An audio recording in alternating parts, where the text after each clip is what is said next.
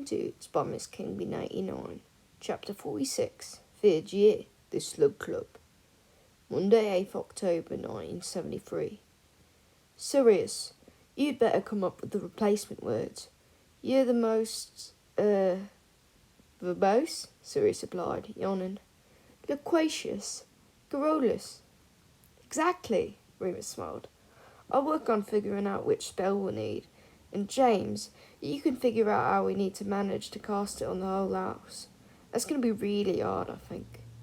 Peter, you better help with that. I'll get Mooney, James laughed, buttering his toast. Giving the orders now. The Marauders are a socialist utopia, Sirius yawned again. We don't have leaders. Enjoying Muggle studies, are you? Remus raised an eyebrow. Sirius lay his head on the dining table, closing his eyes and flipping 2 fingers at Remus. An owl landed on the breakfast table. It was James's. Sirius's owl had been confiscated by his parents so many times that he may as well not have one at all.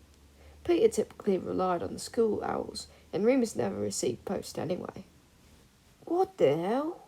James opened the letter, proffered by the bird with a frown. The Slug Club? Oh yeah, Sirius opened a sleepy eye. I got one too. Apparently old Sluggy likes students who have a certain star quality. So me, obviously. And I suppose you too. Neither Peter nor Remus received an invitation, but this was not much of a surprise. Peter was quite good at potions, but lacked aptitude for almost anything else. As for Remus, he tried to fly under the radar where Professor Slughorn was concerned.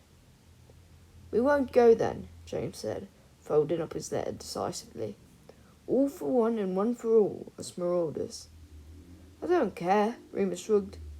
Go if you want to. I bet Lily's going. Do you? Yes, she is really good at potions, isn't she? James said, getting that funny look on his face again. She's really good at everything. Probably the cleverest in our year. Oi, Remus and Sirius said in unison. James raised an eyebrow. Cleverest girl, then. Sirius closed his eyes once more, satisfied, and attempted to doze through the rest of breakfast. Thursday, 11th October 1973. The party was held later that week.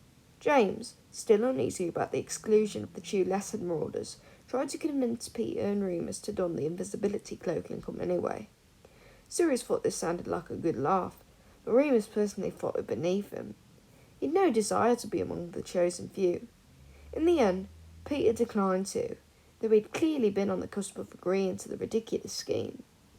Anyway, Thursdays were Remus's favourite day of the school week, specifically Thursdays from 2 p.m. to 4 p.m. That slot in his timetable allotted to care of magical creatures.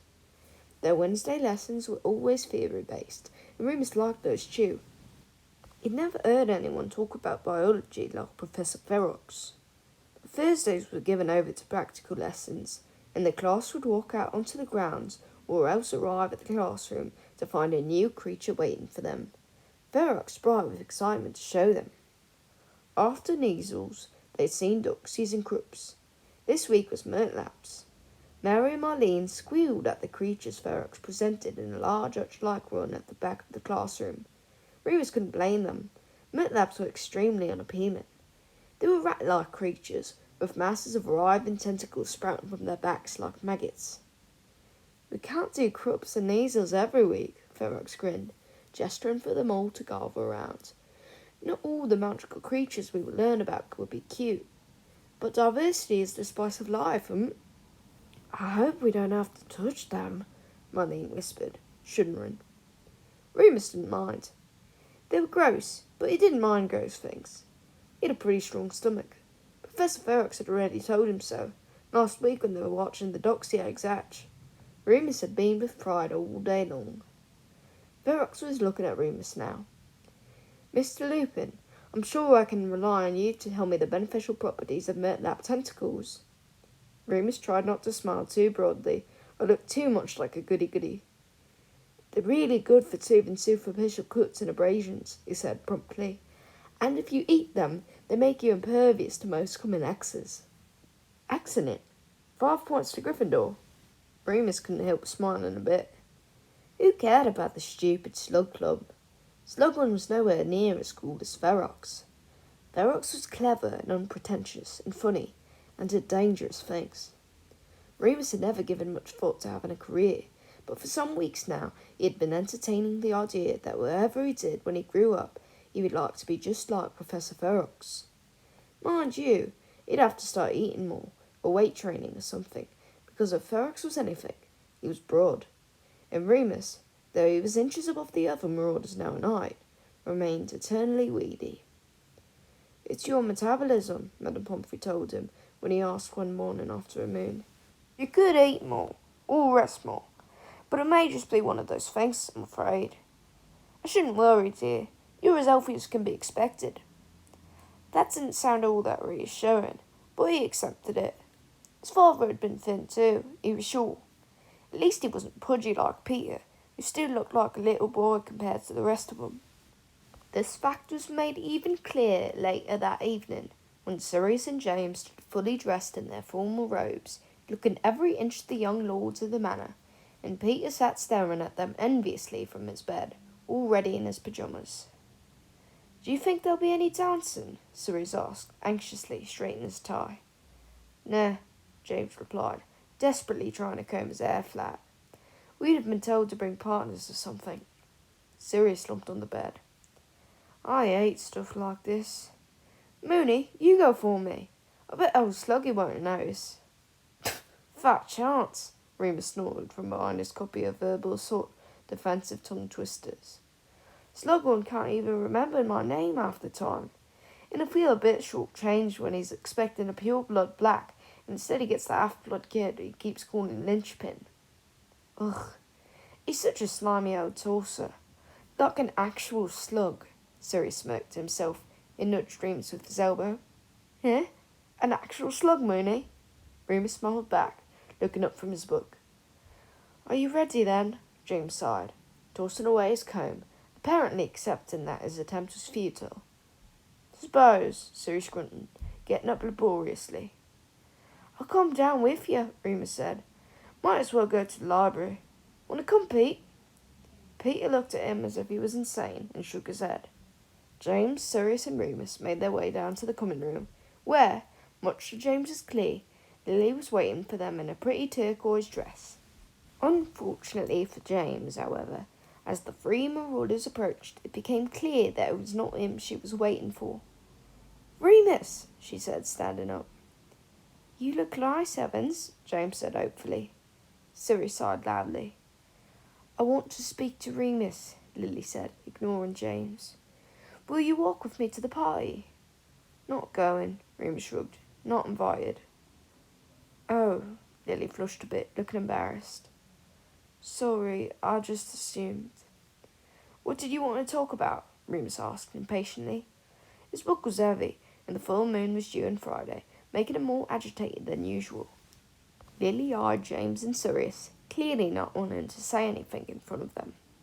Remus sighed. "I'm going to the library. If you want to walk that way with me, then it would be fine."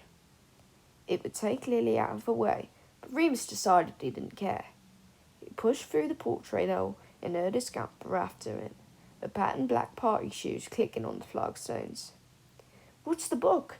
Lily panted, struggling to catch up with Remus's long-legged stride. "Nothing," he said, deliberately covering up the title with his arm. "Just some research." "It's not something nasty, is it?" Lily asked disapprovingly. "It's not another horrid thing to do to Severus." "I knew that's what you wanted to talk about," Remus rolled his eyes, still walking. "Well, you have to admit, Severus did start that time in Hogsmeade. I mean, he called I don't care, Lily," turning a sharp corner. "He didn't have to be so nasty. Sirius and James were just having a laugh. It's safer to go and make it personal." "Oh!" Lily stamped her foot. "You all as bad as each other." "You know he hates people like you too, don't you?" Remus countered, stopping now that they were outside the library. He rounded on her. "You know that his sort hate our sort." "Our sort?" Lily tittered. "Honestly, this whole blood purity thing is getting ridiculous, and it doesn't excuse—" "He made Marlene cry," Remus persisted. "Mary told us. What do you think he says behind your back? Lily's cheeks were pink again. Seth would never say anything like that about me. He's my best friend. Well, good for you, but the rest of us aren't so fortunate, Remus spat. Lily stared at him, blinking for a few moments, stunned into silence. She looked like she might cry, and Remus felt a tiny twinge of guilt. When she spoke again, her voice was meek and small.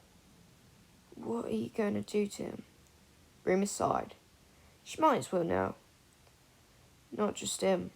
All of them, he said, lowering his voice and bending down slightly in case they were overheard. And nothing bad. If he stops calling anyone names, then nothing at all. Lily looked at him sceptically. He straightened up. That's all I'll say. You'll be late for your party. Go on. Later that evening, Remus thought he had just about cracked it.